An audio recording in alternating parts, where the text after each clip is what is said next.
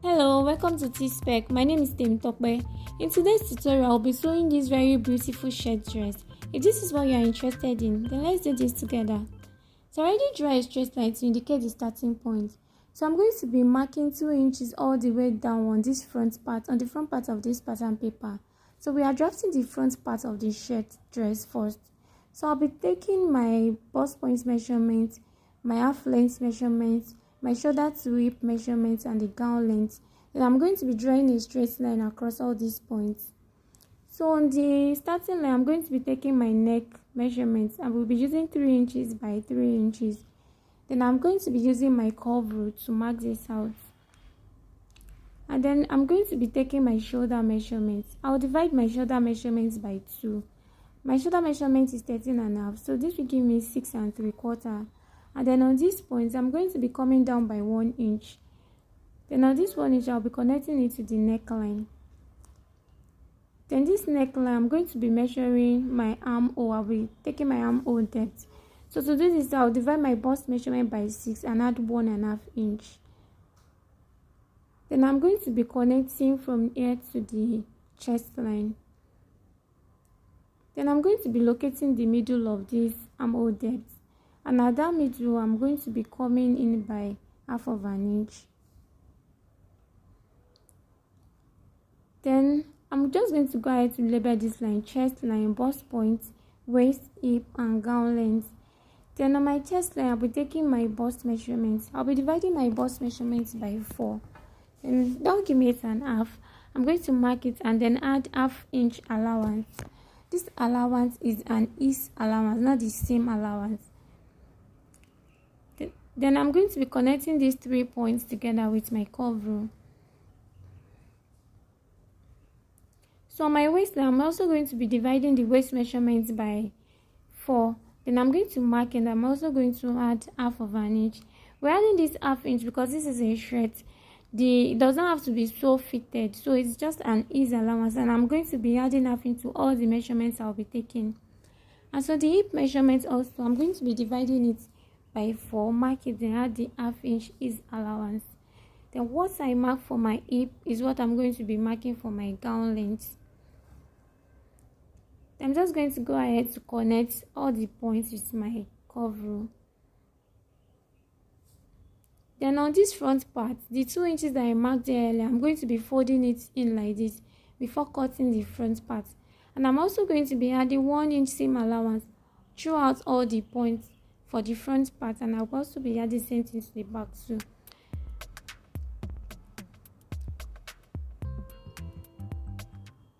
So this is the front pattern. Then on the shoulder part, I'm going to be coming down by 1 inch, and I'm going to be cutting this out.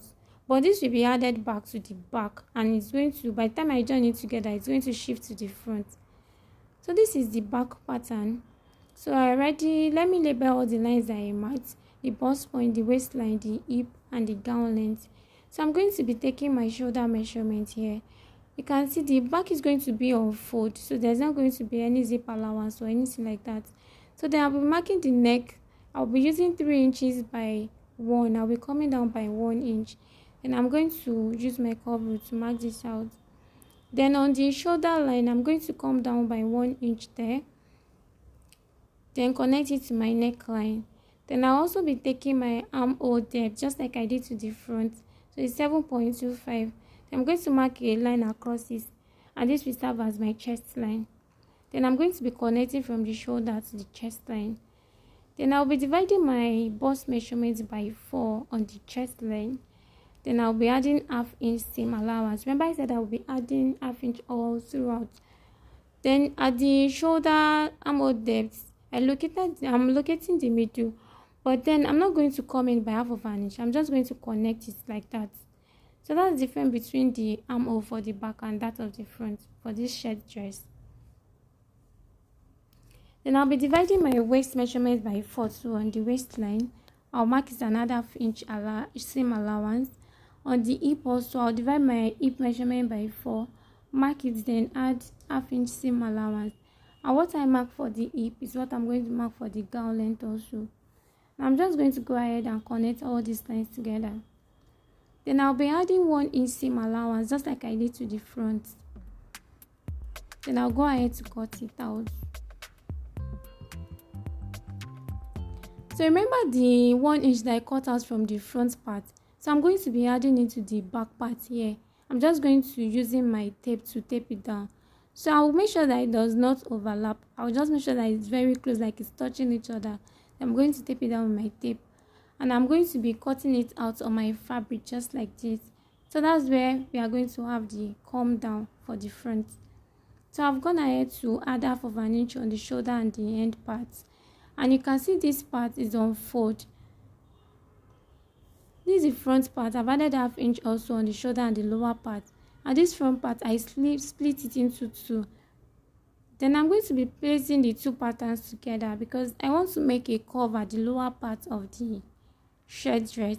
So you can actually do this on your pattern paper, but I want to do this on my fabric. So on this lower part, I'll be coming up by 2 inches. Please, while cutting yours, come up by 3 inches because I eventually extended this to 3 inches so that I can get that perfect curve but for the lower part. So I'm going to make it slant like this, just like the way I place my curve rule, and I'm going to cut it out.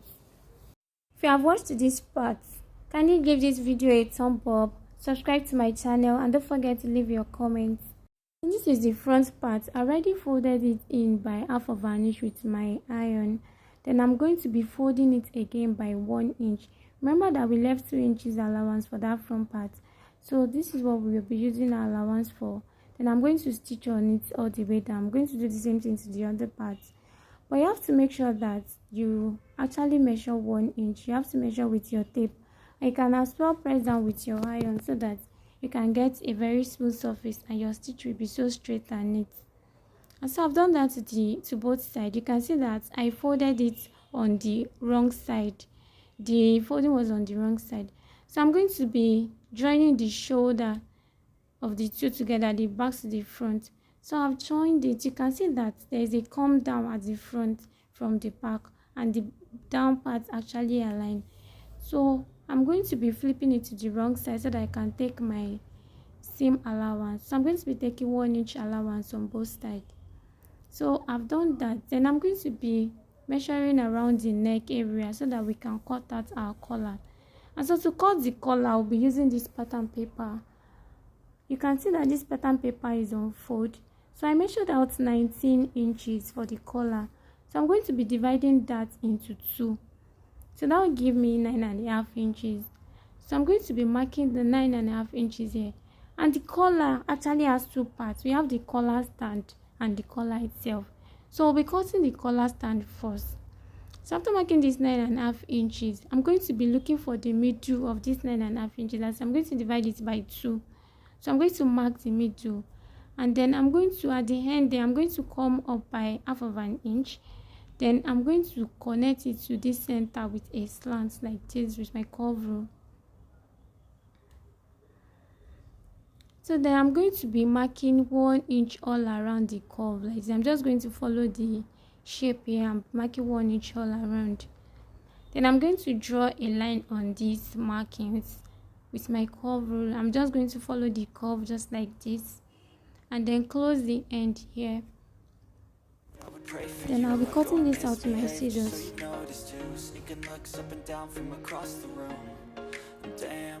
So this is our collar. Then the lower part, I'm going to notch that part so that it can indicate that this is the lower part. And so I'm going to be cutting the second part of the collar, which is the collar itself. I'm going to be marking 9.5 inches also, because you can see that the pattern paper is still on fold. So when I open it, it's going to give me the 19 inches. Then I'm going to be making 2.5 inches the wideness of the collar. So I'm going to go ahead and draw a straight line across. And I'm going to measure and make sure that I have the 9.5 inches mark. So I'm just going to extend this line to meet the 9.5 inches. And so then this lower part where I marked 9 inches, I'll be coming in by 1 inch. And then I'll be connecting it to the upper line with a slant like this. So what I basically did is I marked 9.5 inches here and here also. And then on the lower part, I come in by 1 inch. And then I connected it to the second line with a slant like this. So now you can see that this paper is on fold. So this part that is on fold, I'm going to be coming up by 1/2 inch, and then I'm going to be blending it towards the other side with a curve just like this. And then I'm going to go ahead and cut this out. So this is my collar stand and the other one is my collar. So on this collar stand, you can see the notch part is the lower part. So on the upper part, I'm going to come in by 1/2 inch and then just make a curve to the end like this, as simple as this. And then I'm going to be trimming that part away. Damn, what a hell of a view. I feel good, you look great, I like you. And so this collar stand is going to, the collar itself is going to be on the collar stand, just like this. This is how it's going to look. So I'm going ahead to cut my stay with my pattern paper, and then I'm going to be cutting this on the fabric. I'm going to be ironing this on the fabric to cut out, and I'll be cutting 2 pieces of each. So I'm going ahead to do this on my fabric, and see I've ironed the stay on the fabric and I have 2 pieces, and then I've added 1/2 inch allowance all around the collar stand and the collar itself, and I cut 2 pieces, and it's only on 1 piece that I have stay. The other part does not have a stay on it.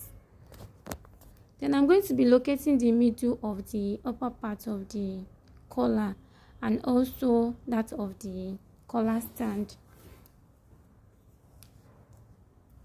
So now I'm going to be stitching the collar all around on 3 sides, and the lower part I'll be leaving it all alone. I'm going to stitching the side and the upper part. So I've done that, and it's only the lower part that is unstitched, that is open. So I'm going to be fixing this into the upper part of the collar stand. I'm going to find a way to put it inside the upper part of the collar stand. So what I'm going to do is I'm going to cover it up with the upper part of the collar stand, that is, cover the lower part of the stand with the upper part of the collar stand, just like I am doing here. So I'm going to make sure that the center aligns. So I'm going to pin the notch center together so that it does not shift, and I'll be pinning other parts so that it can stay. Then I'm going to be sewing all around, just like this, all around the curve. I'm sorry that my table and my collar is looking the same thing. My fabric is looking almost the same, but we can still get what we are saying this way. So I'm going to be fixing the collar to the neck, to the shirt, the neck part of the shirt, just like this. I'm going to fixing it all around. But before doing that, I'll have to locate the middle of the shirt dress first so that I can pin it from the middle, and then I can get the accurate marking. So I'm going to be notching the middle of the shirt dress. Then after notching the middle, then I'm going to be placing the collar all around. You can see I'm placing the collar on the right side, and it's the part that has stay that I'm stitching down first, and I'll be using the other part to cover it up. So I'm going to pin it in the middle part first so that it does not shift. You can see I've gone ahead to stitch it all around. So it's the collar part, the part that has stay, that I stitch first. Then I'm going to be using this to cover it down, and I'll be covering folding it in by 1/2 inch, then to cover up the stitch. Then I'm just going to run a stitch on it all the way down.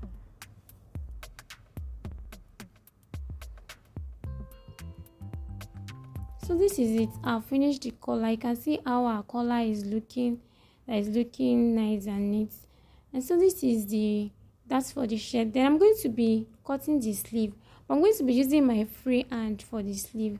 So I have this fabric folded into 4. I'm marking 8.5 inches for the length, and I'm using 3.5 inches for the cap height of the sleeve. So I'm just going to use my free hand to make the sleeve curve just like this.